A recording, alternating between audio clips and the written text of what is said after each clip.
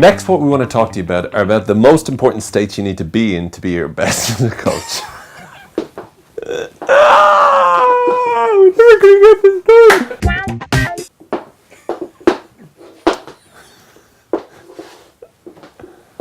Hold on, give us a chance to really compose myself here. All right.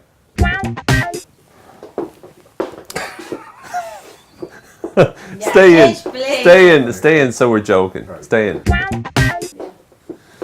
Next, we want to talk to you about the most important states you need to be in order for you to be your best as a coach. The first one is playfulness. You need to be able to joke and have a bit of a laugh. There are basically 9 states in all. Okay. In all.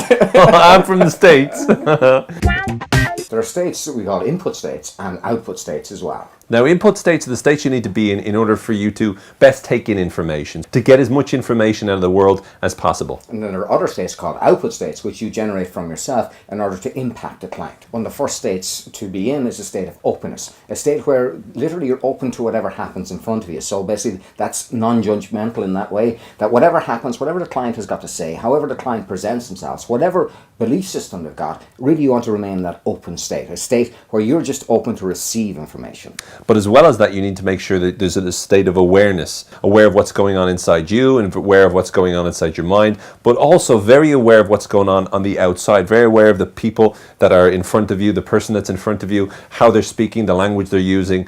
The state of awareness is essential for you to be at your best in taking in information because it means that your focus is where it needs to be. So also, if you develop a sense of curiosity, that sense of curiosity literally transfers to their client as well and helps them to know that they're being listened to, know that you're actually tuning into them, and helps them to engage in the whole coaching process. But as well as those input states, there's also output states that you need to be aware of and to be able to access when you need to. Basically, you need to be very creative. You need to be able to come up with new and fresh responses to every new situation because every client is different, so every situation is different and every problem is different. So you need to be in that creative state, a state of creativity and a state that actually allows you to come up with new responses to every new situation, and you've got to think of it in that way.